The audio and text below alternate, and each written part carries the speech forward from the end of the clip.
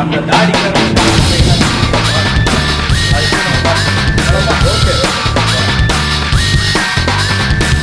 இடம் வந்து மேஜராக போயிடலாம்.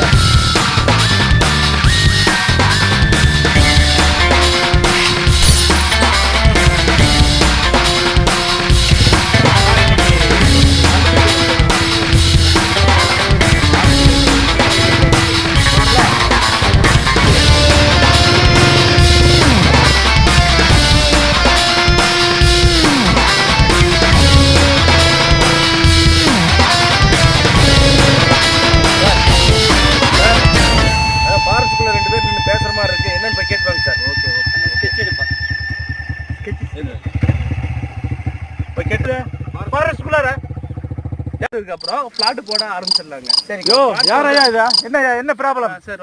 வணக்கம் சார். என்ன